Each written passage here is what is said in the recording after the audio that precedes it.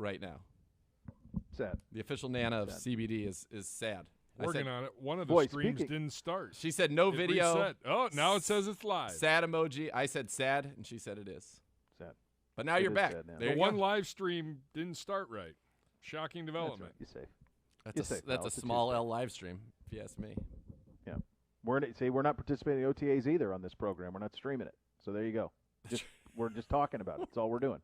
I was going to tell you the other thing about this, which is so great. Where we were going with this?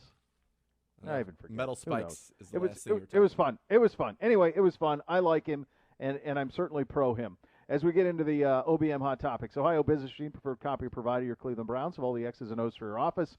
Call 216-485-2000 or visit ohiobusinessmachines.com. Did you see Aaron Rodgers' appearance on SportsCenter last night? Did you see not. The highlights? I did not. I have it on my, DVR, but I did not catch it. Was it great? Was Kenny Mayne great? Is it worth the watch?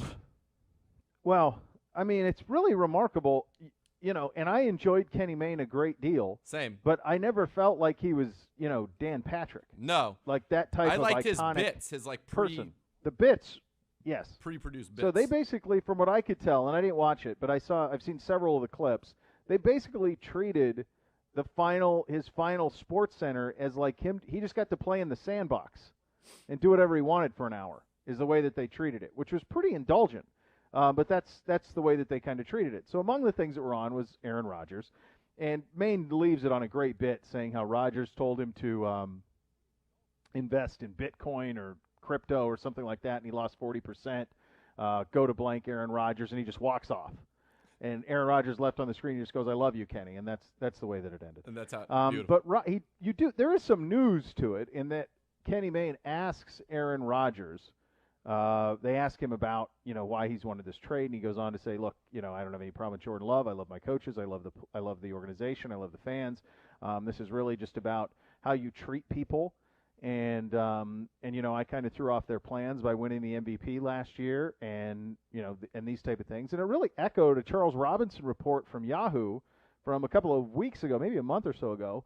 It was right around the draft, where he said that basically Rodgers winning the MVP the way he played was a real monkey wrench in their plans, and that once he did that, they went to him with what could best be described as a tepid contract extension offer that would really only still keep him there through 2021, as opposed to a 3-year, $150, $110 million guaranteed type of deal that somebody of his caliber would certainly demand and require. Sure. So they went with much more of a tepid, and that he kind of echoed that a little bit. And he did seem pretty dug in on the idea that, if you listen to it, it appears to be a man who's dug in that he's not going anywhere, or that he is not returning, period. Agreed.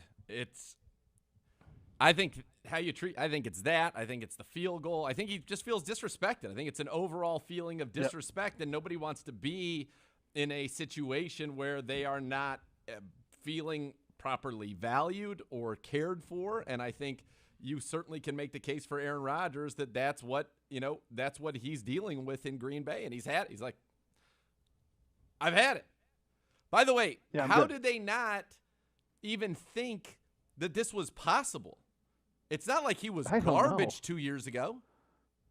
No, I don't know. I remember when we did that. Pretty wild. We did that thing where we could pick one quarterback to have for the next 5 years if you had to win a Super Bowl, and you picked Kyler Murray, which made a lot of sense because he was so young and you thought he had a lot of upside. And I said, look, Rodgers is still bringing it, brother.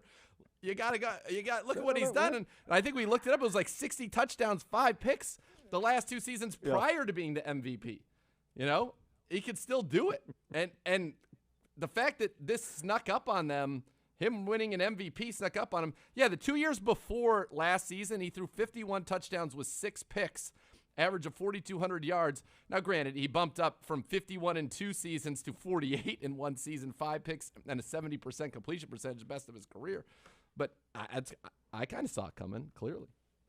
Yeah, you did. It was very, very on point of you, and really risky of me to go with Murray having seen so little. And yet I was. He made an impression on you, though, that game down made in a real impression when I saw him in Phoenix. person. Yeah. You're like, whoa. Yeah, I saw him in person, and the speed just didn't lie. He had just had this arm. The ball popped off, and It sold me on It's all it. there. I remember tossing it to Deke. I tossed it to Deke, and I said, listen, Deke, what are you seeing what I'm seeing down here? I mean, it was incredible. And he said, what yes. I was seeing there. So, yeah. Yes. Jim? And so that's the way that goes. But, look, this is something with him and Julio still out there, man. I mean, who knows what's going to happen with this? You've got Aaron Rodgers, whereabouts unknown for 2021. You have That's right. Deshaun Watson, whereabouts and status unknown for 2021. And I don't know if you saw that report from Florio within the last couple of days that Cal McNair's personal attorney is the one who approached the attorney for Watson and the attorney for the women to urge them to reach a settlement. No. Yeah, which didn't seem great.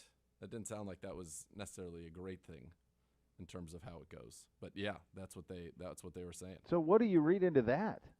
That the owner went to the two attorneys and said, "Hey, let's get to a settlement"? Like, I suppose he just wants resolution one way or another. This is from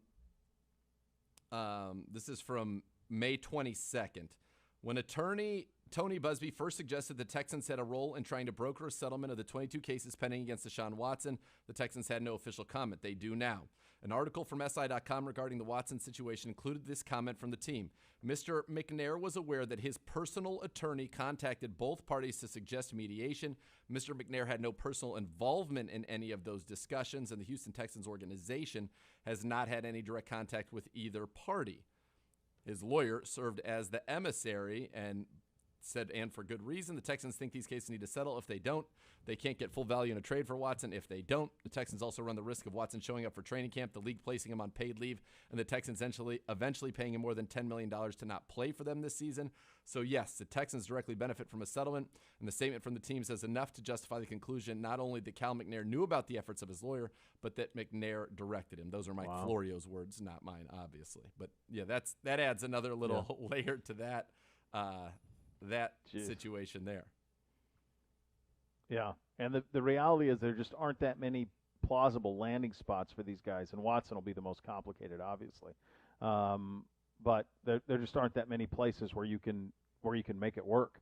We were talking to Joel Corey yesterday about that with Julio Jones. There's like 5 teams, who have an ability to make it work, and it's just going to be very tough. And Rodgers, to me, it's only Denver. I don't know anywhere else that could make any dang sense at all in terms of the give back that would be, commensurate with what Rodgers is.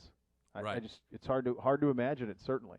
Lots of fun on the program today. Matt Bowen will join us at the bottom of the hour of the NFL Edge matchup program with Sal Powell and Greg Cosell, so that'll be fun. You want to get smarter, we'll do so there. Jared Dubin will join us at the top of the next hour. Remember, we went through his list of top offenses in the NFL. We came in at Tier 2 at number 7 on that list, so we will get to that in the second hour of the program. As mentioned, we've got a lot of guys in camp included in our division. Burrow, Lamar, Ben Roethlisberger, all 3 teams, all their quarterbacks in camp for OTAs this week, starting today in those cities. We'll get to our power rankings continues, rankings numbers 22 through 15. So a lot of fun for you here on the program.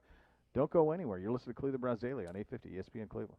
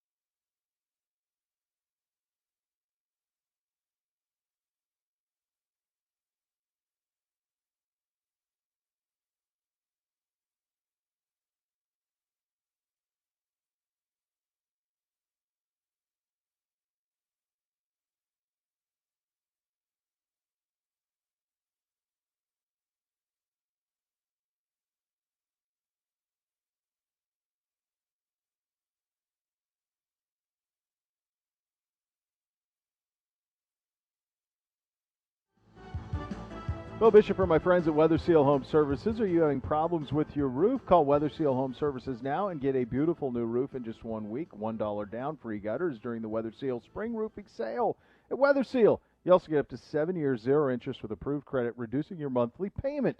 Trust in Weather Seal to do the job right the first time for the best price and the lowest monthly payments. It's that simple. Don't call anyone else. Call them. Call them right now, 877-351-SEAL, or go to weathersealhomeservices.com. So this was pretty interesting. So Yahoo Sports did a story on the Jaguars, and they got a look at their draft board, and their grades remained on it. And so some interesting things come out of this, including Jalen Waddle having the same grade as Trevor Lawrence for them. Jalen Phillips, the defensive end out of Miami, had a 7.5 on the board, a 7.5 rating.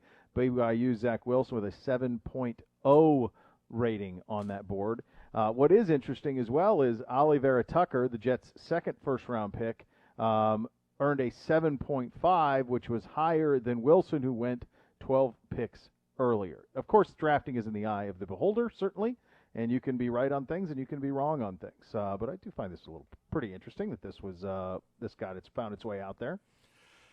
Yeah, and it's an insight into, again, just how different the draft boards are across all 32 teams. Now, clearly, the Jacksonville Jags, you'd have to interpret, found Jalen Waddle to be an elite player, matching the same grade as Trevor Lawrence. The other thing is you see that beyond those, remember how upset they were about Kadarius Toney, that he got drafted? I wish we could have seen what grade they had him, because Etienne only had a 7.0. Not that that's a bad grade, but I guarantee Toney's was higher than that. Yes. Yeah. So yeah. that's that a little is one of interesting those. That the Kadarius Toney thing was that's an example of Urban being unable to help himself. That's what that is. Like, there's no gain in saying there's a player we wanted and he was picked right ahead of us, and then identifying the player, right? There's no gain for that. For him, there's no gain for that for the organization. Nope. If you're looking for where there is gain from it, it would be in one thing that matters deeply to him, and that is the way that he is perceived at the University of Florida, which is not kindly. And where'd Kadarius Toney play college ball? Florida. Gators, right? So him putting it out there may have had the motivation of, and on another olive branch, he keeps trying to throw olive branches at Florida. They keep matumboing him. But I do wonder if that's why he named names, when there's no benefit to naming names. I think perhaps he's used to getting everybody he wants, and he has no problem talking in recruiting about somebody that he wanted. For example, when he talked about Donovan Peoples-Jones, what's the upside? But that was usually after a player was done. Like, he wouldn't discuss Donovan Peoples-Jones in the recruiting. Why does he need an olive branch to Florida presser for? Like talking up Kadarius Toney. How does that help him at Florida? How does somebody? Oh well, maybe now he likes Florida. Bringing in Tim Tebow is a much bigger olive branch than Kadarius Toney. All comments. of those, buddy, it drives him nuts. He won 2 national titles there, and most of them boo him. He recruited Tebow, most of them boo him, and it drives him nuts. And that's real. And so I could see him thinking anything I say positive. Also, remember, Jacksonville is a Florida town. Yes. It's not a Jaguar town. It's a Florida Gator town. Sure. First and foremost. And they're trying to change that. So, and he would know that. And so I could also see him, being an olive branch to Jacksonville. Hey, we really tried to get the Gator. Like, you say that's insane. This is the National Football League. Now, that's his mindset. And that's a little bit of the mindset of that market, too. I understand that. I don't think that if you're saying those are he's doing this stuff for Florida. Tim Tebow is like an iceberg, and mentioning Kadarius Toney's name is like a snowflake. You know what I mean? But it all accumulates. In his mind, it all accumulates. Was Kadarius Toney even that great at Florida? Was Florida of any note while Kadarius Toney was there? They were decent last year. They fell apart at the end, but they were decent last year. Yeah. But in the last couple of years, like, he would be shown up and he'd go to Gator games, he'd wear the polos, and he'd do those things. They threw it all around a lot last year with Trask and Pitts and Toney. So So, I mean, I think it's very possible that that's the reason that he was so outward with this. You combine that with somebody who, when asked a question, answers it, and that's just part of his DNA. Yeah. So that part I get. You know, I honestly think he was just being honest. He really wanted Kadarius Toney. Yeah. Didn't get him. I mean, to say, because think about what we've Trust learned me, since the Florida then. thing's real. The Florida thing's real. Okay. It's real. Trust me. I'm sure it is, but I'm just saying Kadarius Toney feels so insignificant. Once you bring Tebow in, that's all the branches. Well, in but one that's hand. after. Tebow's after Toney after you missed on Toney. Yeah, but you don't even need to say anything about it. I think you wanted him. Well, of course you don't. You have No, James but Robinson. You didn't need Travis Etienne. You wanted a slot receiver. Yeah. I'm telling you, there's something to it. The I don't- Florida thing, I'm it's not in his head. discounting that at He all. can't shake it. Buddy, the reason he's in the NFL and not college is for fear of what would have happened at Ohio State. That his legacy, he wants to be able to go back to someplace and have them applaud him. He's a college coach, okay? Whatever this is in the NFL, he is a college coach. He wants to go back to Big State U. He wants to have his name in a circle of honor and leave at halftime and say, remember how great I was. That's what he wants. And he wants to be able to do that at Florida, and they've said, no thanks, we're good. And he actually accomplished more at Florida than he did at Ohio State. Yeah. Heisman winner, 3-time Heisman finalist, 2 national titles. So, but he can't go home. Drives him nuts. Absolutely drives him nuts. The Waddle thing doesn't surprise me in terms of the way that they graded Waddle. I mean, I think most people, in terms of his upside, believe that would be there. I'd be curious how they had Jamar Chase rated. Sure. Be able to compare them. I'd love to see what they had Kyle Pitts rated. Yeah. Yeah. Is Kyle Pitts? Yeah, because is he higher than an 8? Right. Yeah, it'd be interesting to see where they would have those guys. I do think that they'll have some success early on, though. I don't know how this. I think they'll be a tough team to play. We were going through the rankings yesterday, and I don't know. I think I had them 27th. I think you maybe had them 28th or 9 or whatever. But they were a tough game. They've got for some us. playmakers. They were a tough game for us last year. They'll play hard. And they didn't have Trevor Lawrence. I believe was it like Mike Glennon was the quarterback when we played them last year? It was Mike Glennon. Mike Glennon. That's right. Yeah. Yeah, so they've got a few pieces that are interesting, and I think Lawrence will be poised and ready to go right out of the gates. A guy who's going to know a little bit about X's and O's and how our new pieces will fit together is Matt Bowen. He will join us on the program coming up next. You listen to Cleveland Browns Daily on 850 ESPN Cleveland.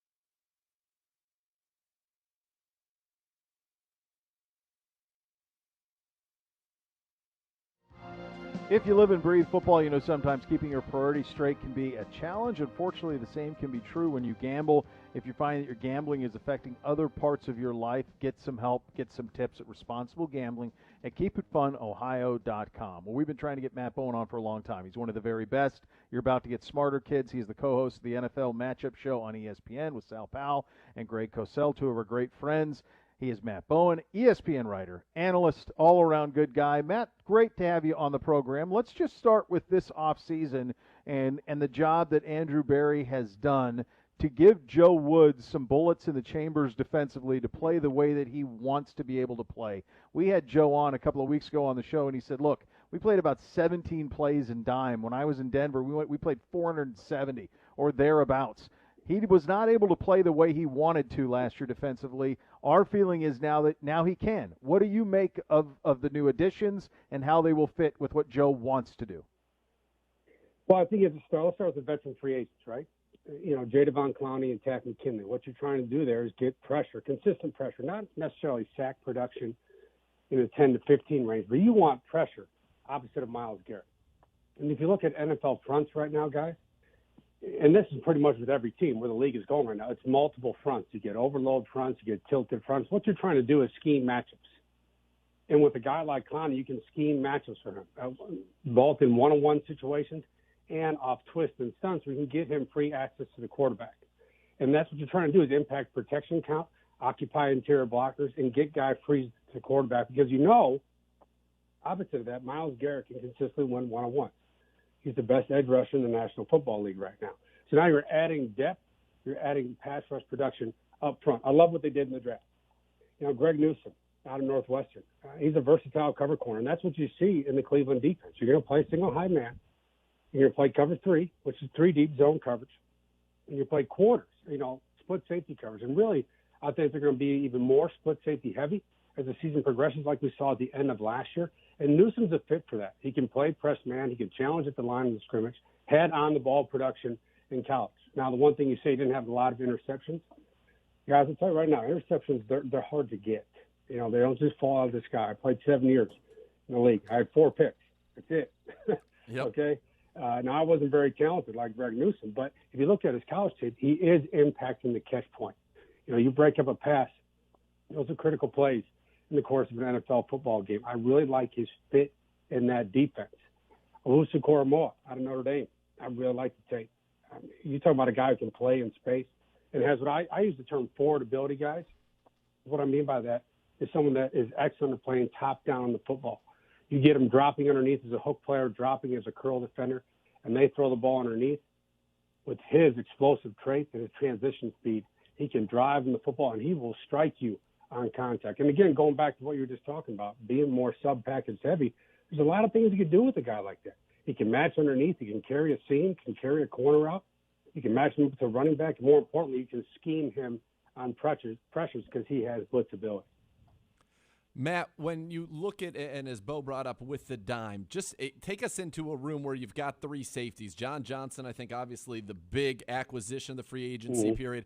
Grant Delpit, who we were all so excited about but never got to see last year, comes back. And then Ronnie Harrison, who I think Andrew Berry stole from the Jags for a 5th-round pick because he was around the ball the entire time last year. When you have those 3 and you can put them on the field and they can all play some single high, they can all play in the box, they can all blitz, they can all cover the slot, what advantage does that give a defense, and why is that something that you think Joe Woods is really going to want to emphasize with this team?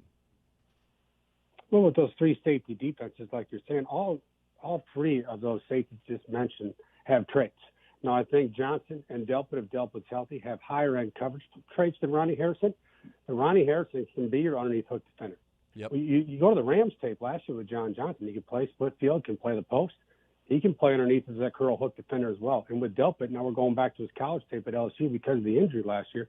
He does have coverage traits also where he can roll down over the slots. What that allows you to do, it's a lot of late movement in disguise. Yep. And that's what you have to do against high-level quarterbacks. You have to make them work. Right? You don't just – no one in the league just drops back and plays spot drop cover 3. Because if you do that against NFL quarterbacks, they will light you up. So how do you make them work? And the key we always talk about in the NFL Matchup Show is make quarterbacks work post-snap. And that includes all the top quarterbacks. It doesn't matter if we're talking about Mahomes, Josh Allen, looking at Baker Mayfield in Cleveland, you want to make them work post-snap. So the way you do that is have versatile players, especially at the safety position. Guys that can be a slot safety, guys can be a dime safety as well. When you have that kind of disguise, you mentioned the impact that it would have on quarterbacks. I have a question for you about the Browns starting the season. You start at Kansas City. How do you take a team that's loaded up on both sides of the ball and make them an immediate underdog? You send them to Kansas City. Joe Thomas had a point that I'm curious to get your take on. He said, we're going to have lots of tape prior to week 1 of Kansas City. We played them, in the playoffs. They've been running that offense. Mahomes is great. We kind of know what they're about. Do we have a chance maybe to throw some stuff at them that they're certainly not going to have seen on tape from the Cleveland Browns before in week 1? And is that something that could be, helpful for us in that season opener? I think so in terms of the defensive side of the football, because we know what Cleveland is on offense. Sure, right. So just defensively. Yep. That offensive philosophy for sure.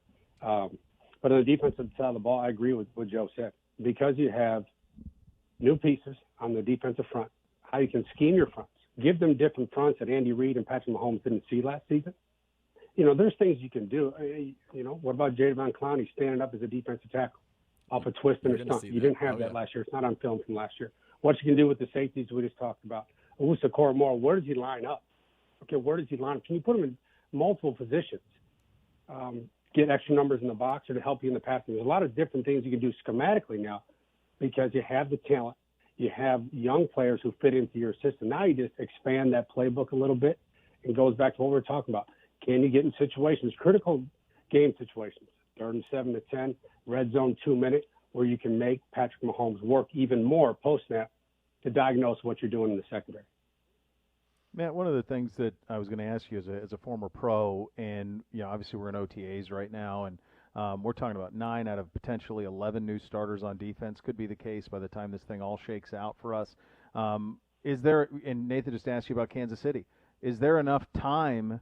If you're talking about mandatories and camp to get all on the same page the way you want to, when this type of versatility is going to be required out of a bunch of players in terms of moving them around the way that Joe Woods wants to? Well, I think practice time is vital. I've always thought that as a player, and now as a high school coach. Practice time is vital to the growth of your football team, offense, defense, and special teams. You need to be on the field together, especially in the secondary. Secondary is all about communication. That's the number one skill. Before we talk about ball skills, range, tackling, you can't communicate in the secondary, especially as a team like Kansas City that uses so much pre-snap movement, right? They're going to stretch you horizontally pre-snap to get your eyes moving. A lot of misdirection in the run game and the pass game. The communication needs to be on point. You're going to need to be together to do that. But what I would do in this situation as a coach, if we didn't have as much time as we needed, is I'd find the best spots for these guys early in the season. The best spots. What does Newsome like to play the best? He'd like to be, more in press position. He'd like to be off. I need to know those things going into week 1 and in the training camp so I can put these guys in the proper position where they can still play at an extremely high speed and read and react and diagnose and make plays in the football. So you have to understand what their talent level is, what their weaknesses are that you have to hide, because everyone has a weakness no matter how talented you are, and put these guys in the proper position where they are ready to drive in the football against Patrick Mahomes. That'd be my number one goal this summer, is to get them ready to drive in the football and create impact plays to win that game. And Browns certainly hope to be getting that work going very, very soon. I know the fans and the players and the coaches would like to see that happen as we're getting into the OTA period here in the NFL. Talking with Matt Bowen. And Matt, not only have you done some studies here on the Browns defense, but I know last couple of days you were going through the offense and specifically explosive plays that Kevin Stefanski was able to scheme up last year. The Browns, one of the best running teams in terms of explosive plays, middle of the pack overall, I think, with pass plays that were explosive despite high efficiency. I know Kevin Stefanski in the self-scout, he said we need more explosive plays. That is one of the stats that they look at. They know if you out-explosive your opponent and you're even in the turnover battle, you will win more often than not. What did your tape study show you or tell you about the Browns' offense, its explosive plays, and the potential to create more of them? Well, I think you start with the run game. They ranked, I believe, number 3 in explosive play rushes last year. An explosive play rush, I define that as a running play of 15 yards or more. And, the thing about Cleveland last year is you go into the season, they're very outside zone heavy under Kevin Stefanski. They were, I use the term gap or power. They were more power heavy last year because of the interior of that offensive line. Guys like Teller that can pull to the edge. and really creating open daylight. When you create open daylight for Nick Chubb, who I think is the top 5 running back in the NFL, and Kareem Hunt, now you're getting explosive plays. I'm telling you right now, from a run game perspective, those are scheme-specific offensive linemen for Cleveland. That's what they are, because they can win up front, move people off the ball on combo blocks, and they have the movement traits to pull and lead up through the hole or pull and kick out in the edge to create that daylight for the run game. And they do it on so many different personnel groups. Kevin Stefanski isn't afraid to go with 13 personnel. You get 3 tight ends in the field. They'll go old school pro sets to get a fullback in the game. They'll go 12 personnel with 2 tight ends. They'll run the ball at 11 personnel, 3 wide receivers in the field. So they can attack you multiple ways in the run game. And it really starts up front, but you have so much talent in the offensive backfield to create those explosive play runs. When you look at the pass game, I agree with you. It was very efficient. You look at Baker Mayfield throws of 20 or more air yards last year. Yep. He was 72.2% completion percentage. That's really, really good. Yep. And how Kevin Stefanski schemes up his shot plays. We did a bunch of them matchup last year. Early down situations, 1st and 10, ball in between the 40-yard line.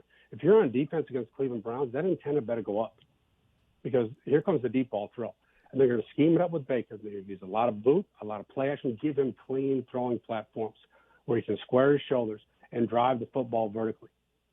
And I think even more this year, because of the draft, you can go get someone like Anthony Schwartz on day 2 of the draft in the 3rd round. That's very telling to me. You are adding another vertical element to this offense with Schwartz. I mean, he has legit track speed to get down the field. And that does a lot of things for you. Now you can scheme up more vertical throws to him, but also, if I'm a safety playing against a guy who has that much speed and I line up at 15 and cover 2, I might have to get back to 17 or 18 to protect myself. So you're also going to clear the top of the secondary to create more room for guys like Landry and Beckham on deep crossers and overs. So I do think there'll be a little bit more vertical this year and how they attack on the field. But Coach brought up a great point. That's where the league is right now. I think that's why the league is going more split safety coverage, because if you don't limit explosive plays in this league, you don't have a chance. That's right. And you look at the top teams last year. I was studying yesterday who created the explosive plays, the total explosive plays. The majority of them are playoff teams. That's very telling to me. In this league right now, because we all know with football, it's hard to go 10 and 12 play drives consistent. It's hard. Yeah. You get one penalty, you're behind the sticks. One mental error, you're behind the sticks. It's hard to do that consistently. You have to challenge on the field, and you have to create explosive plays in the run game as well. Yeah, Matt, and it's really, we love the idea of this, because you go back to the Kansas City game and you think of some of the windows that were available for Patrick Mahomes to throw into because of the threat of Tyreek Hill, and Baker's windows were much smaller. Much of the success that we had last year was done without anybody who could take the top off, and you address Schwartz there as being maybe an answer for that, certainly, just the threat of him on the field. But also beyond that, and I think this is pretty remarkable. I'd like to get your thoughts on it. Kevin Stefanski did all of this amidst an off season with a pandemic, right. Without a whole lot of practice time, without a whole lot of meeting time, and towards the end of the season they played the Jets game without any receiver that Baker had ever thrown passes to in games. Right. They won a playoff game without Stefanski in Pittsburgh, for crying out loud. They got an offensive lineman from off the streets that Baker was introduced to. To me, what was accomplished was nothing short of remarkable when all of those things are factored in. And now everybody's back. You draft Schwartz. Oh, by the way, Odell Beckham Jr. comes back. The whole coaching staff. What's the next evolution?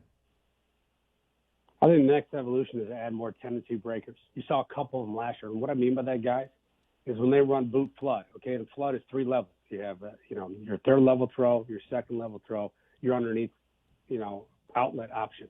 You saw it a couple times last year where instead of running that deep corner, a guy like Landry would sell the corner, break back to the post. That's something that would, catch the defense by surprise. That's not a consistent tendency on film. More double moves outside. They ran one earlier in the season. We did a breakdown on it in a matchup against, I think it was a Cincinnati game.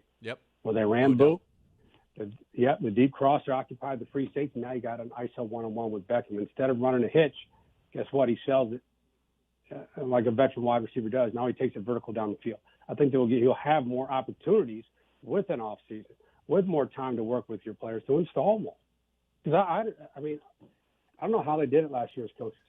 I mean, that's extremely hard to not be able to really install your offense or defense and have valuable practice time. That's really hard to do.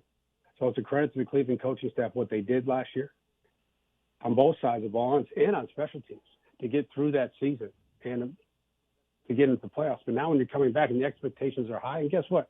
They should be high. If I'm a player in that locker room, I'm saying the same thing. We are playing this year to go to Super Bowl and win a championship. That's it. That should be the only goal in that locker room. It should be the only goal in the coach's office, the only goal in the training room, the only goal in the weight room. Is that we are here to win a world championship. And they have the pieces in place where they can make a run, and especially this year, because you're going to have the advantage of in an off season, a regular training camp, a regular preseason schedule, where you can install things, try things out, see if they work, see what fits, cater to your new personnel on both sides of the football, and put yourself in a position to make that run. And I think that is what it's all about. I mean, you look at this roster, it's hard to find deficiencies. It's hard to find holes. The talent is there. The coaching is there, running back the whole staff. And I know you as a player, when you're getting good coaching, that's a critical thing. How important is that kind of continuity where you're bringing back, Beau mentioned, on offense, literally everybody, adding Anthony Schwartz to the mix, but you're keeping the same coaching staff. Will that allow them to make these changes and make these evolutions, as you call it, these tendency breakers, after an extreme self-scouting? We talked about chunk plays. I think they're looking to get more into the screen game, and if you have some notes on, how effective they were, we saw the one to Chubb that iced the game against the Steelers in the wild card win. How important is having that staff continuity as well? It's very important because you know each other more. This is the familiarity of it. You know your personnel better from a coaching perspective. What guys can do, what they can't do, what their strengths and weaknesses are. For your wide receivers, what type of routes they like to run. That stuff's important. With Baker, what does he like to throw? I mean, that'd be the first thing if I was a day one head coach of the quarterback. I'd bring him in the office and say, give me your top 5 passes. What do you like to throw? Okay, because those are going in the playbook. What don't you like to throw? What if I called this? How would you try to execute? You don't like it? Okay, let's get rid of that. Just the communication, understanding your coaches, getting the communication down the secondary. You're bringing back your entire offensive line, basically. Okay, that's another unit that has to work consistently together in terms of communication pre-snap and understanding where each other are going to be post-snap. But you're in a position now where you can expand everything. That's what I'm getting to. You can take the next step and expand the playbooks on both sides of the ball, get a little bit more creative because you understand your personnel. And as a player, you understand how the coaches are going to teach you. That's very important. You understand the techniques they want, the techniques they expect. And that's very vital in terms of player growth and development. Matt, when you looked, and I know you were looking at the Bills, I think, as well. You were charting their offense, their explosive plays. When you think of the Chiefs, the Bills, the Browns, the Ravens, how do you see the Browns stacking up in the AFC with the teams that are looking like they will be the elites of this conference? I think they're in that discussion. I do. I think they're in that discussion. I think what they did this offseason, especially on the defensive side of the ball, which I think every team in the AFC should do, you're building your roster to win football games. More importantly, you're building your roster to beat Patrick Mahomes. That'd be my number one goal if I'm in the front office in Cleveland right now. Let's put a defensive roster together where we can create pressure versus Patrick Mahomes and limit the explosive plays of the Kansas City offense. Because if you want to go to Super Bowl, you have to go to that football team.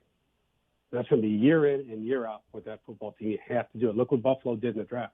Their first 2 draft picks were pass rushers. Yep. It tells you a lot. Yep. We were just mentioning earlier with adding Clowney and McKinley. Those are 2 more pass rushers. You have to have depth in the defensive line where you can go after Patrick Mahomes in waves in terms of the pass rushing, because that's what we saw in the Super Bowl. Right? We all watched it on that Sunday in the Super Bowl, what Tampa did up front and how that impacted the timing, the rhythm of that Kansas City offense. Matt, we have such a respect and admiration, appreciation for what you do, what Sal and Greg and you guys do on the NFL Matchup Show. We talk about it constantly. It's a great thrill to have you on. We appreciate every minute you're on with us. Thank you for giving us a little bit of your time today. All right, guys. Thank you. Thank you. There you go. It's awesome. That's it. Great stuff. Love talking to those guys. Just so just so dialed in to why things happen. And for people who listen to the show regularly, a lot of the things that he talked about are things that if you listen regularly, we talked about these things last year. Some of those things that were going against tendencies in games, he would bring those up. We talk about them on the Mondays and say that we would talk. We talked about that Beckham play. We talked about that Jarvis play. We talked about him specifically on the show. Jones. All Yep. Yeah. So it was all there. So that was good. That was very, very good. And good job out of Gibbe getting that lined up with Matt. That was very, very good. Coming up at the top of the hour, Jared Dubin will join us. He is CBS Sports. He ranked the offenses in the NFL. We'll see where we rank on his list and why we rank where we rank. Coming up next, you're listening to Cleveland Browns Daily on 850 ESPN Cleveland.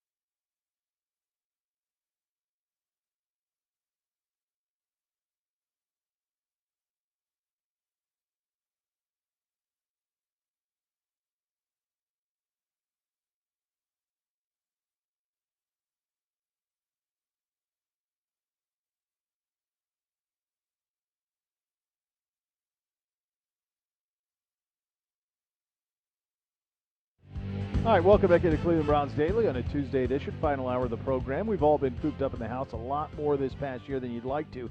Finally, time to get back outside, grilling on the patio, sitting around the fire. Nice spring evening, certainly ties the room together, putting your feet up, just enjoying being outside, even taking your laptop out, working from the backyard instead of sitting on those beat-up folding chairs. How about real patio furniture that's going to last you for years?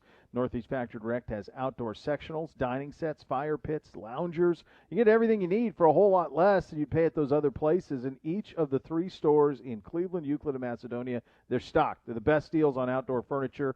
They're in now. Stop in, check it out for yourself. You won't be disappointed in the quality or the selection, or shop online anytime at northeastfactorydirect.com.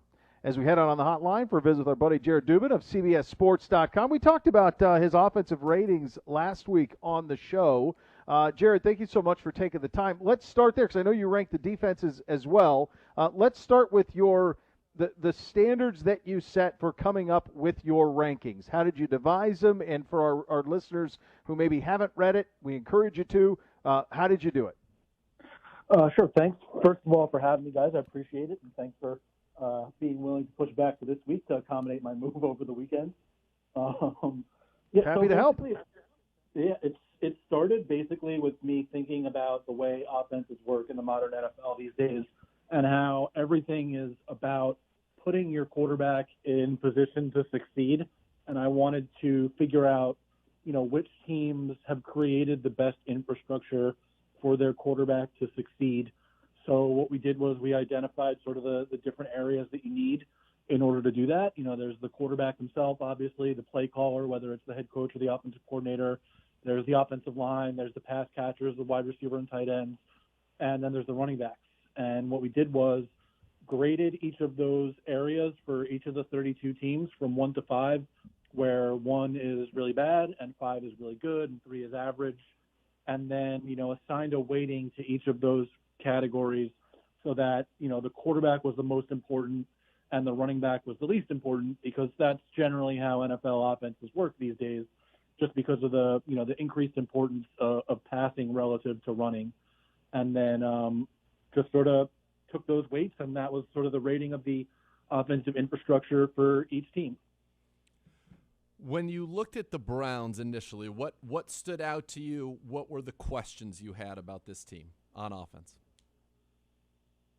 What stands out is their offensive line, obviously, is really good. We saw that last year. Obviously, they did a really good job of bringing in Jedrick Wills and Jack Conklin, and Wyatt Teller was incredible last year, too. And obviously, they already had Joel Bitonio there. And, it's a really good offensive line. Then they have, one of, if not the best 1-2 punch at running back in the league. So all of those things are really good.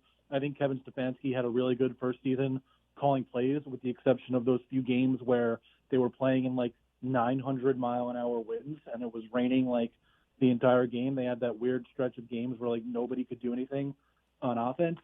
Other than that, I thought that things looked really good for them. They put Baker Mayfield in position to succeed.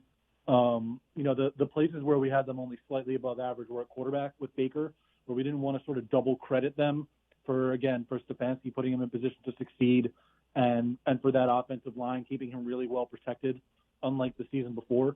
So he got a slightly above average grade as opposed to a good or a really good grade. And then there's just not a lot of depth at the pass catcher spots, with Odell Beckham coming off the injury and with not a lot of depth behind him and Jarvis Landry and Rashard Higgins. And the tight ends, they sort of rotated those 3 guys last year, and they were pretty good, but there was no real high-level contributor among that tight end group. So basically they were above average across the board with a really good offensive line and really good running backs, and that got them into the top 10, though not quite into the top 5. What would Baker Mayfield, because you guy threw 20 touchdowns with only 2 interceptions from week 7 on down the stretch last year after having no offseason really with this coaching staff, what would he have to do to not be considered average, in your opinion? Yeah, well, we had him slightly above average. So I would say, that's a little bit different, but I would say just a little bit more consistency. You mentioned the after week 7, the first 6 weeks count too. We saw him play really well, obviously, as a rookie, then not well at all during his second season, and then sort of a bifurcation last year where he didn't play that well to start and then played well down the stretch. If he puts together another full season, like he did down the stretch of last year, that's maybe an indication that he's more, considerably above average or getting into, more of the good to very good territory. Where if he stays inconsistent, then it's like, this is a guy who's put in very good position to succeed and is able to succeed because of that and not necessarily because of his own skills. That's one of those ones where it's, when you're in a good position to succeed, then you take advantage of that, and he did that through the second half. And it does seem, we've had a lot of people on, and we're into the power ranking stuff and people ranking our offense, and there does seem to be the hang-up is the doubt on Baker. Not, we don't have that doubt necessarily on him. We believe what we saw the last 7 games to be very real, and would probably counter with the fact that there really was no deep threat on this team last year. Odell Beckham Jr. goes down early with the injury. There wasn't a burner. There was nobody to take the top off. If you look at the Kansas City game specifically, you compare the windows Mahomes is able to throw into versus the ones Baker was able to throw into, and it's just not the same. Not to suggest that he's Patrick Mahomes, but certainly we believe in what we have in him and believe that what we got the last 7 games is real. And obviously we host Cleveland Browns daily, and we're going to feel that way. But in terms of this offense taking the next step, and again, we're 7th on your list, so it's important to remember that this is spots we haven't been in previous couple of decades. But in terms of continuing to growth, the idea of Odell Beckham Jr. coming back, the idea of the entire coaching staff coming back, the idea of the entire offense coming back, and adding somebody like Schwartz at receiver, who may be the fastest player in the NFL, now all of a sudden there could be an evolution to this offense. We have them 7 now. What could this be? Yeah, I think all you need to really look at is we ranked the non-quarterback parts of the infrastructure for each team too, and they rank a little bit higher in that, which indicates that, if Baker does take a step forward another level, they have a chance to get, higher into that, 3, 4, 5 range. I don't know that you necessarily expect them to pass the Chiefs at any point or anything like that, but, there is upside for them, I think. In the first season with a specific offensive coordinator or play caller or head coach, you're a lot of times running, the base level stuff and everything that everybody can learn easily. That's especially true, I think, last year, where you didn't necessarily have enough time to implement all of the different bells and whistles and wrinkles that you might be able to put into an offense with a full off season, with a full training camp, with a coach having experience with the players there. I think as you keep iterating on what the offense can do, it's an offense that we've seen in general puts quarterbacks in position to succeed. And when they incorporate more wrinkles into it, it puts them in even more position to succeed. And I think as they do that, as Baker gets more comfortable, if Odell can stay healthy throughout the season, if they can get the running backs through the season healthy at the same time as the tight ends stay healthy all season instead of one of them being out, I think that, those different things can all help them take a step up. It's not necessarily like they have, a ton of room to go. If you're in the top 10, you're already a pretty good offense.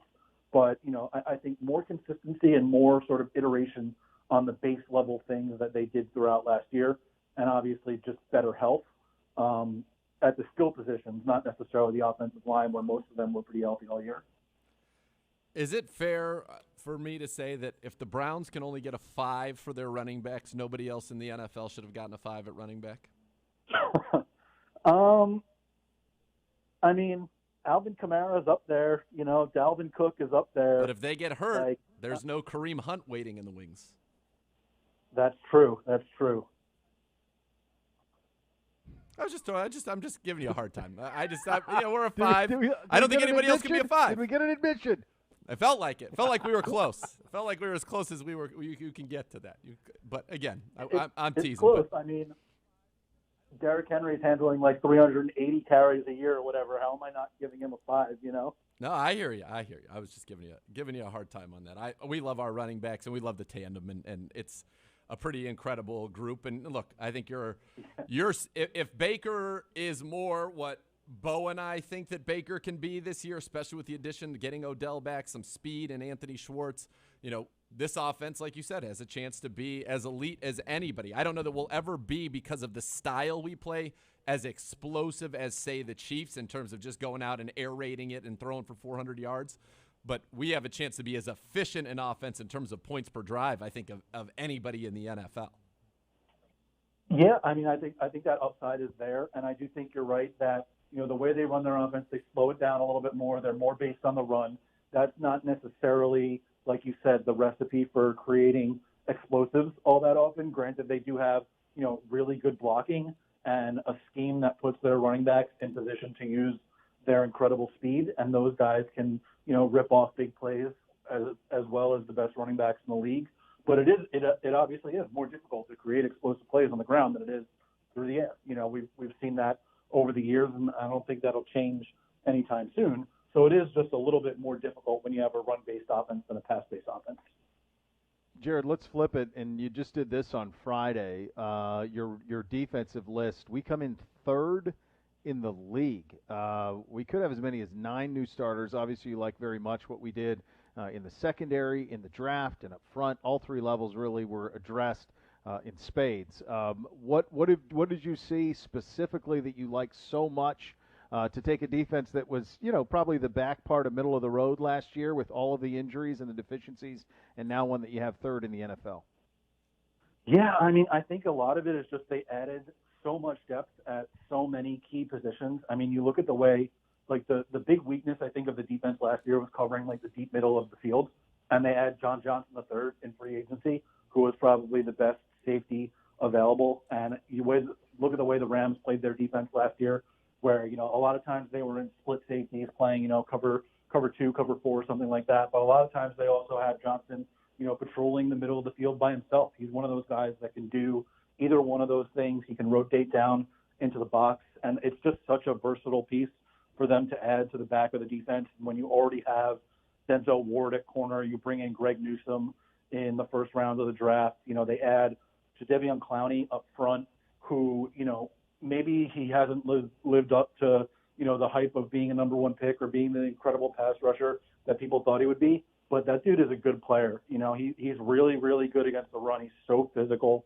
And you put him across from Myles Garrett, it's going to be really, really tough for anybody to block those guys coming off either side of the line. They have depth up the middle, Jordan Elliott, Andrew Billings. They added Malik Jackson. They added one of the guys that I thought was one of the better nose tackles in the draft, Tommy Togiai. They bring in Owusu Koromoa. They've already got, a couple pretty good linebackers in there. I thought it was probably the weakest position group on the defense last year, but it's not like those guys are horrible. Anthony Right. Walker is a pretty good player. And, they got guys coming back from injury. They got Grant Delpit coming back from injury, potentially Greedy Williams coming back from injury.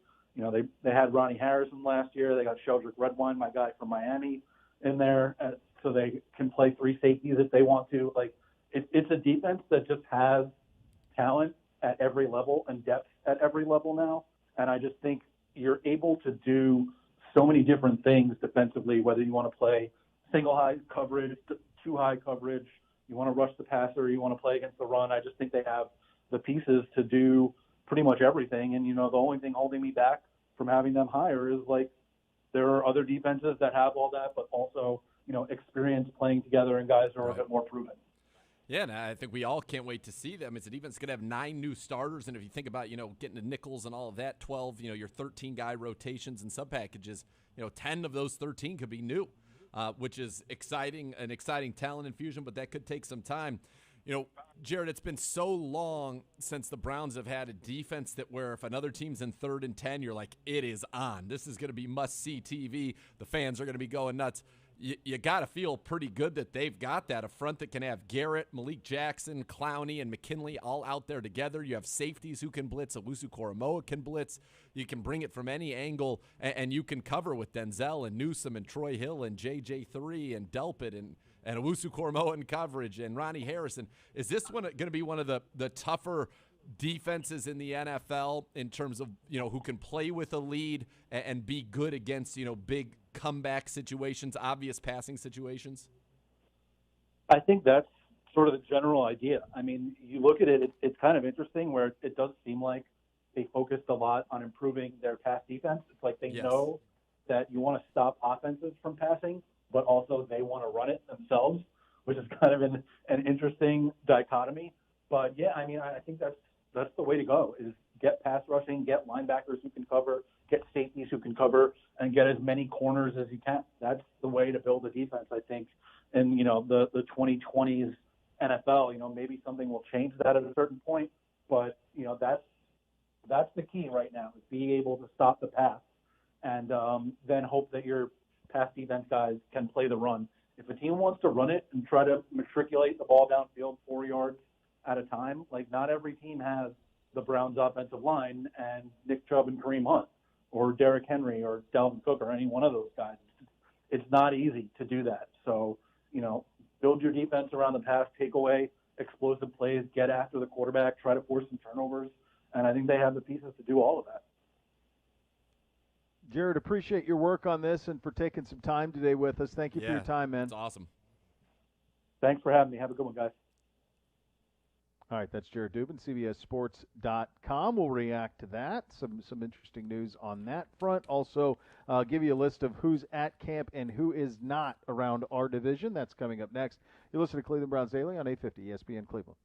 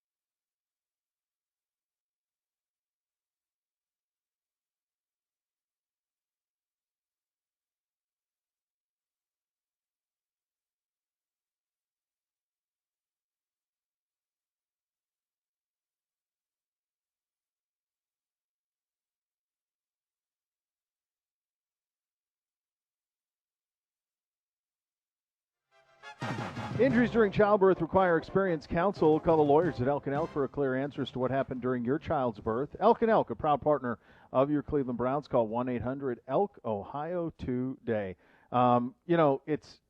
This is a good spot to be in. He's got us ranked 7th and 3rd Yeah, that means you're complete and you're ready to compete. I give him a little bit of a hard time. I have a hard time. Look, we're taking umbrage. 20 touchdowns, 2 interceptions is not just a little bit better than average. Yeah. But you try to put yourself in the position of people who don't know the circumstances here the last 3 years and just look at stat lines and look at that and you say, boy, what happened here in year 2? We witnessed it, so we know what did. And so you try to give a little pass. I think I liked how you nailed him down on the Chubb hunt. I mean, that was a pretty good job out of you. Well, to literally left him silenced. But if you have a team that is ranked in the top 10 in offense and defense, you're a contender. We have a team that he ranks 3rd in defense and 7th in offense. That's Super Bowl. That's what that is. I mean, you go win the Super Bowl. Of course. That's the objective. So that's where we are. And I know that there's a certain segment of you out there who, don't like hearing those things or feel that no, that's just not where it is. It's just not where it is. It's a roster without holes, and it's a coaching staff that returns intact, and you ought to get excited, as Nathan says. This is the privilege of expectations, of setting things high and living up to it and being judged harshly if you don't. And get comfortable, because you're going to be here for a while. Certainly that's the plan. That's how it's set up. This is for sustained success. It's not just a blip one year. This is being built the right way. Yeah, we should. Super Bowl is, you heard Matt Bowen say it, this team should be focused on one goal, and that's winning the Super Bowl. We have an opportunity to do that. It's an incredible thing that is real and that is true, but it very much is real, and it very much is true. And so I want to see this team hopefully be able to fulfill that goal this year, and it's going to take a lot of work. We're about the work. We've heard, anybody who watched Building the Browns, I think they said it was in the 22 Wasn't that great? It was mentioned, 155 times by Kevin Stefanski, the word work. It's all laid out in front of you. And, again, good. Say Baker's average. Let him read that. That's fine. I don't think that you would have rated our receiving core amongst the top half of the league once Odell went down last year, and yet he was as good as anybody in the league. So I have all the belief in the world in our quarterback, in Baker Mayfield. The tight window throwing, the deep throwing, all of it. And now it should be easier. There should be bigger windows to throw the football in. I think we're going to get David Njoku more incorporated in the offense, stretching the seam. Schwartz running verticals so the guys can run digs in underneath it off of the play action. I had a great tweet where, imagine, play action freezes the linebacker, you send Schwartz deep, the safety in the corners respond to that, and then you break off a dig at about 17 yards. It should be wide open.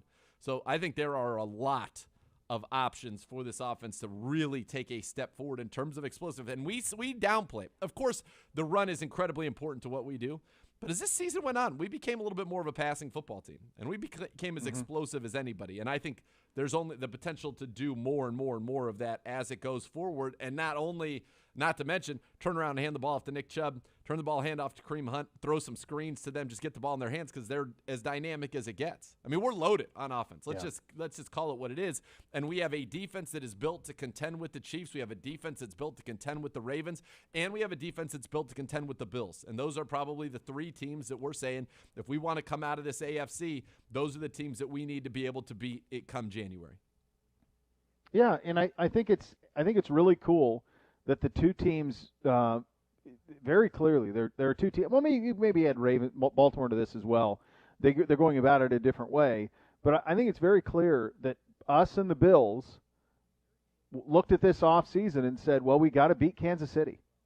Yep. They're never going to say that publicly, but what does Kansas City have? We played them in a playoff game.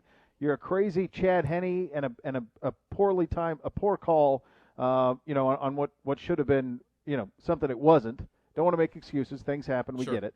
But you feel like you could have won that game. Yeah. Is the way that you feel, and you say, all right, well, what puts you over the top? What do they have? What are your antidotes for it? You said speed that Monday after that loss, and you say to yourself, all right, well, let's go get it. Let's be more versatile, middle of the field, all of those things. Us and Buffalo are chasing them. We're the most likely candidates to chase them down. Yep. We have the teams that are most equipped to do it. And Baltimore probably feels like they're too. It's a different way about it for them than it is for us and for Buffalo, but they probably feel like they're in that conversation as well. So And speaking of, and just how hard this division is, you see Joe Burrow out there slinging it around a little bit. Yep, I saw him. I saw Ben. I saw Lamar. I've seen it all. Yeah. Ben Roethlisberger threw past Ben, 40 yards in the air, I saw. I saw that as well. And just, they're division rivals, but you just, to see Burrow throwing it after the knee was cool to see today. And it's going to be a lot of fun in the coming years, us competing with Cincinnati and Baltimore and Pittsburgh in this division, because there's no easy team in there. And the quarterback play, obviously nearing the end of the road for Ben, but the quarterback play at the other two are going to be sustained for quite a while. And we'll get into that coming up next as we continue our Cleveland Browns Daily Power Rankings. We'll hit teams 22 through 15 coming up next. You listen to Cleveland Browns Daily on 850 ESPN Cleveland.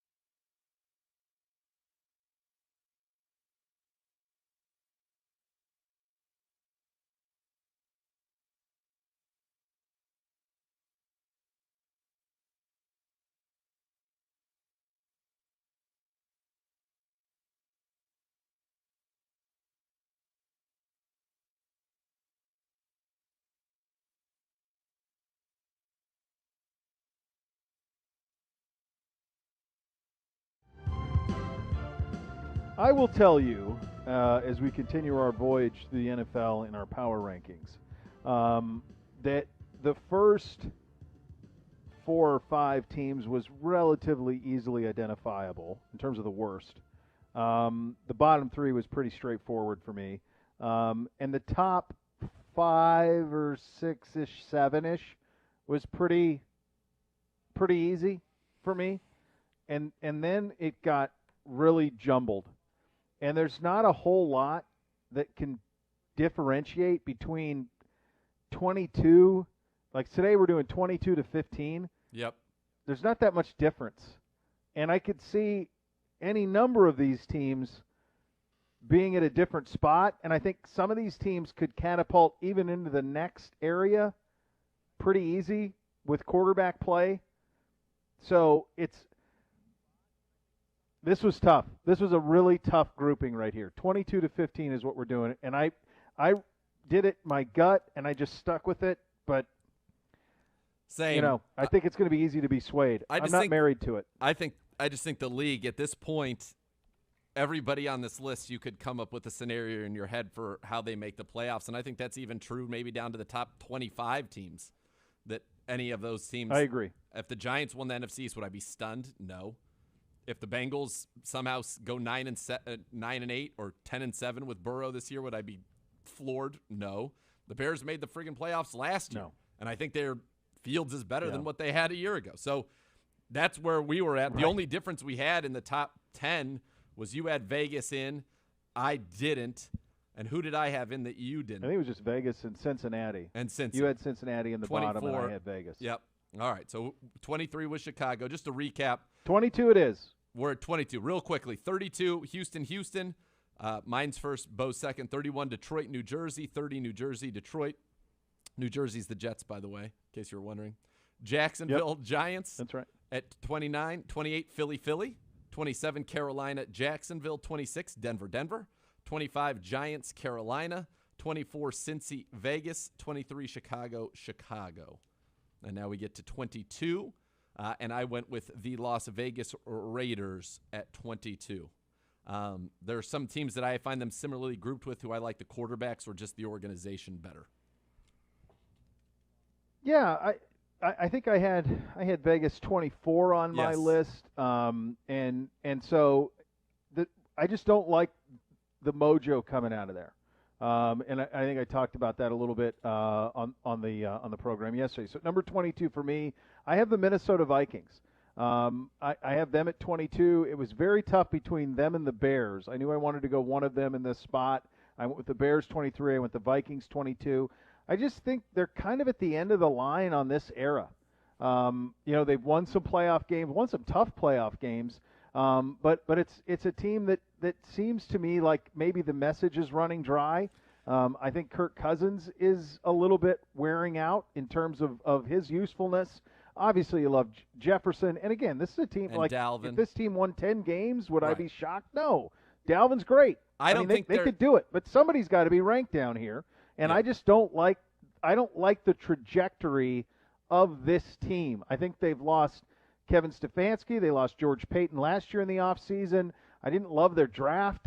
So it just seems like a team that maybe some of the key rudders that made them a team that went to New Orleans and won a playoff game have left.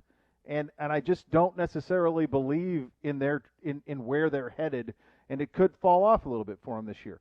But again, I mean, they're 22. Like, they could win 9 games. They could win 10. I think that's what they are. Surprised. I think that, MVD is going to say we're 9-8, 8-9 team. So they're a little higher on the list for me. I don't think they have 6-10 potential. As Andrew Berry, the orchestrator of this talented roster, striding through in some workout clothes, traps looking big today, I would say. Must be shoulder day. Well, the Bears figured ahead of them last year, and I think the Bears did more to improve this offseason than they did. The Vikings lost a bunch of close games, and maybe they'll do that again. And plus, we're right. MVD. Cole's there. I feel like you didn't. Cole is there. You didn't account for. I'd like to free Cole. Yeah, I'd like to free him. I know he loves Mall of America with the kids though in the winters. Sure. Number 21 for you.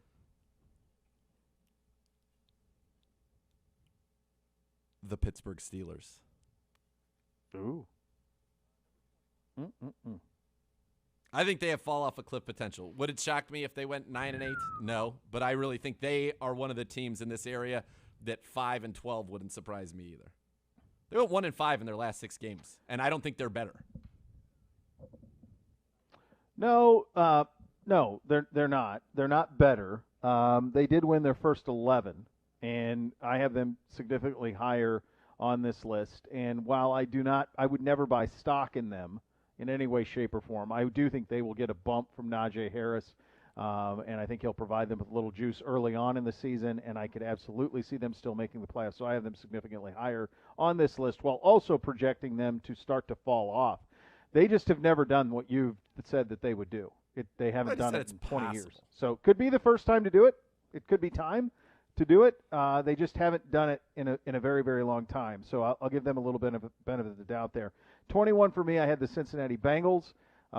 This offense is just terrifying. It's terrifying. Yeah. And the only reason that I even have them this low, and I think their offense is so good that I could even move them up a little bit, is just Burrow's got to show it. He's got a reconstructive knee. I heard him talking today, and he talked a little bit about, he wants to be full go by camp, and hopefully he is. But their offense is going to be a real problem. It's weird. You take Jamar Chase 4th overall, and you say, I don't know if the general fan is aware of how good he is because he didn't play last year. Yep. But he would have been the number 1 receiver picked in last year's draft. You saw what Jefferson did in Minnesota. Chase is better than him. He was better than him at LSU. He's more highly regarded. He has more physical gifts. And so you add that to an offense that we saw firsthand, which was pretty scary. And by the way, they didn't get anything out of Mixon. They got nothing out of Mixon, and they were still that good last year. Yes. So I think they're pretty frightening. I have Cincinnati at 21. Number 20. Number 20 for me is the Atlanta Falcons. All of these teams in this group, I could see somehow figuring out a way to go 10-7, 9-8. All of them could be on the other flip side of that, or, that's kind of where I think they're going to have an elite offense even without Julio Jones. You got Calvin Ridley, you got Pitts, you got Matt Ryan. I think you're going to be able to put points on the board. Hunter Henry, they're going to run a lot of 2 tight end sets, I would imagine, with Arthur Smith. I think their personnel suits them for that. Matt Ryan's comfortable in that scheme. We know that, went to the Super Bowl in it, so I have them at 20. Same. Let's go. Yep. Same. Atlanta at 20. There's something about them that is since that Super Bowl. How many times last year did they have leads into the second half and lose them? How many times do they have leads in the fourth quarter and blow it? It's like an automatic now. They almost seem cursed. Yep. It's so strange, what has happened to them because the results do not equal the sum of their parts. And so it's but yeah, I'm with you. With Julio or without, they're going to score a ton of points. There just isn't something that's right there. But again, this is one of those teams that if things fell their way, I could see them absolutely being a playoff team, especially in that division where there's a lot of things I think up in the air. Number 19. I have the New England Patriots coming in at number 19. Great organization, great coach. I like that they were aggressive. Jonnu Smith, Hunter Henry. I still don't – their offense doesn't scare me. With whether it's Cam, Mac Jones doesn't scare me. Their defense is aged at this point. I think that they'll find a way to be middle of the pack, and that's kind of where this whole group is. I mean, really for 24 through 15, 14 even, I think it'll be interesting to see what the final rankings are with those teams, even up to 12, honestly. I like my top 11 pretty good. Yeah. Through 12, they're all kind of the same, but New England they don't excite me. Same. Let's go. Let's go. New England 19. I saw the thing from Albert Breer today. There's so many red flags in New England. First of all, I heard somebody talk over the weekend about how New England's got these elite offensive weapons, and I'm going where? Yeah, they got some tight ends in. Okay, but vintage Gronk ain't walking through the door. They're not getting Randy Moss coming in through the door at receiver. They can run it a little, but they're not elite there by any stretch. Then I saw this stuff that Cam Newton was working with the throwing coach to change his delivery at this stage. That's nonsense. Then I saw our boy Albright say he was talking to an NFL executive saying that they're thinking about If Jones comes along enough, by the way, you got Mac Jones wearing 50 in rookie minicamp, wearing number 50. It's crazy. That if Jones comes along enough, Jones will play between the 20s and Cam will play inside the 20s in the red zone. That's nonsense, man. That's nonsense. No. That's not real. Nope. And so, I have New England at 19 as well for those reasons. And honestly, the only reason I don't have them lower, because I like some of these other rosters better, the only reason I don't is just out of respect for Belichick. Same. That's it. And I think he'll grind wins. I think he'll grind ugly wins. Same. That's the only reason. Number 18. We will not be the same here. Minnesota Vikings. This is where I had the Vikings. And again, I'm not fighting for them to be above. I think Jefferson, Dalvin Cook, Cousins is good enough to win you regular season games. Their defense is still solid. But I really like that the trio of Cook, Jefferson, and Thielen, I think, is pretty darn solid. Irv Smith Jr. Yeah, I don't have a problem with that. Again, a lot of these are similar. So at number 18 for me, I had the Miami Dolphins. Wow. And this just comes down to, I know a lot of people really like them, and I do too. If this team traded for Deshaun Watson, I would have them in the top 8. If they trade for Deshaun Watson, I would have them in the top 8. My lack of belief in Tua Tagovailoa is that substantial because they have everything else you want. They're not great at tailback, but they are terrifying at receiver. Absolutely terrifying at receiver. They're really good at tight end. They got some great players on defense. They have a great defense. I do not believe in Tua Tagovailoa. And I don't think I'm the only one. I don't think their coaching staff does. You look at what happened at the end of last year where he is benched in the fourth quarter of games. I just think there's an incredible ceiling, low ceiling to Tua Tagovailoa, and that he will hold them back substantially this year because the rest of the roster is awesome. This reminds me very much, honestly, of a Colts team that we've seen in terms of everything else checking the boxes except quarterback. I like Wentz more than I like Tua. That's the only reason. And I think Indy's a little further along, a little more winning there. I think their defense is probably a little better. But this team's really good. I just don't believe in Tua in any way.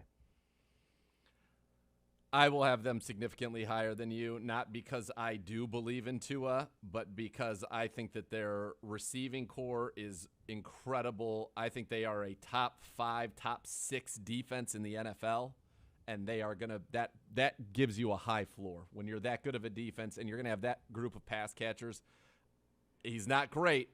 Not saying he is. Not great at all. I think he's bad. We'll see. I don't know. I don't know. I don't know. They don't even have an insurance policy. I mean, it's him and Jacoby Brissett. I mean, it's. I like them. I like them better than you do. I think their overall package is better than 18. But there's a lot of fantasy people to love here. I mean, they got a lot of skill guys. There's a lot to love there, and their secondary's fun. I think 2 is a real problem. Number 17. I have got the Dallas Cowboys at number 17. Dak is back. That's important. A lot of changes on defense. Still not sure this is a complete team, but we're at the point now, 17 through 12, where I could see these teams going and winning 11 games, going 11-6 if they get hot. They've got a lot of talent, but at the same time, they could also fall back. That's why I think this, and I have, spoiler alert, I have Miami higher than you, but they're in my cutoff in this group. Like I said, I think 25-12 is pretty similar, which speaks to me to how good I think the NFL is this year. Yeah, it's good. It's a pretty really loaded league. Well, like I said, I mean, if Deshaun Watson goes to Miami, they're a Super Bowl contender. Yeah, you said top. What did you say? Top 8? I think if he goes to Miami, they're top 4. They're in that next. They're the favorite to win their division. I'd put them ahead of Buffalo. Just year one. It's a very complete year one, team. Whereas I got a lot of respect for Buffalo and the continuity there. I like them, but we beat them 2 years ago when we weren't good. Well, that happens in the league, though.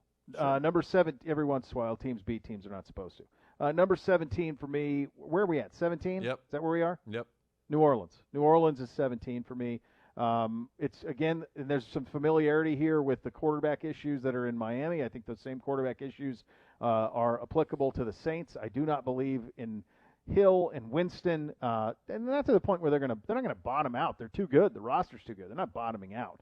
But a significant step back. I was just terrified what I saw from Jameis last year, and I don't even know if they'll go with him. So beyond that, they've got huge salary cap issues. We talked to Joe Corey yesterday about them.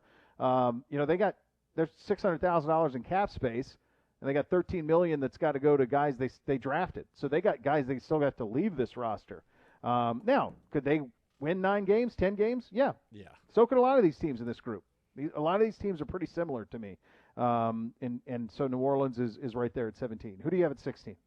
16, I have the Tennessee Titans. I just think their defense is not what it used to be, and they got significantly worse on offense with the departure of Arthur Smith and the departure of Corey Davis and Jonnu Smith, and didn't replace them. Yeah. It does feel like they are a team that could fall off a little bit. I mean, we talk a lot about Pittsburgh falling off, and it does seem like that could be a team that could join them in that category. At 16 for me, I had the Washington football team. Again, this is a quarterback away. I like Fitz. Obviously, he's a nice player, and it's a bad division, so somebody's got to win. And they could absolutely win the NFC East. I could see them doing it. Their defense is absolutely terrifying up front, especially. Their back end's not bad either. They've got some weapons. I like the addition of Curtis Samuel. I just think there's a ceiling to what you can get out of Ryan Fitzmagic, and so I have Washington at 16. Final one for this group, number 15. I have Washington at 15. Elite defense. Elite defense. You've got McLaurin. You bring in Curtis Samuel. You've got Diami Brown, the speedster from Carolina. You've got Antonio Gibson in the backfield. Logan Thomas at tight end. I mean, I think that they could be really dangerous. They're a team. You throw Deshaun Watson on that team, they're in my top. That's another one. There's another top 6 team in the NFL. Yeah. There's a couple of those. They're another one. Them and Miami are both where if a deal was to be worked out, that's a game changer. Last one for me at 15 is Pittsburgh. You and I have talked about them ad nauseum this offseason about how they feel like they're headed for a fall off the cliff. It would go against all history, and that's probably why I have them at 15, is that they just haven't. They still have some nice weapons on the outside. Like I've said many times, I think Najee Harris will give them a little bit of jump right away. Defensively, I think they get a little healthier in the front 7 at least. They get Highsmith back, Vince Williams back. They'll be healthy there.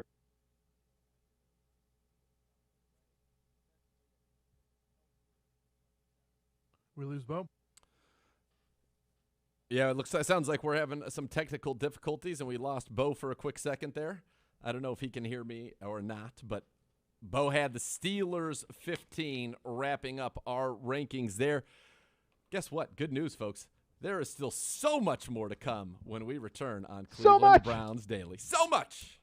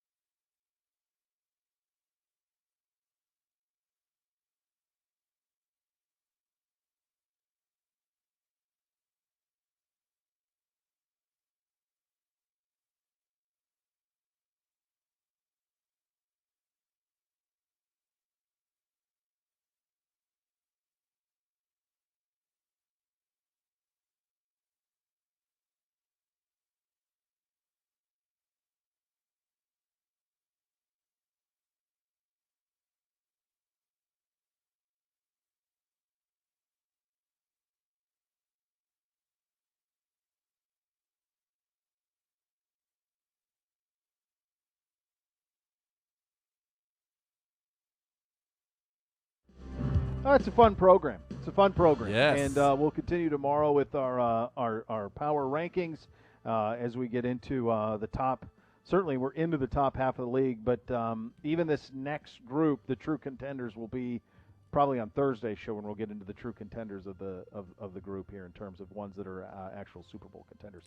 Tomorrow, I tried a new cocktail over the weekend that I think that I'll recommend for the kids, that I think you two especially are going to find real nice for the summer months. What a tease. Real nice.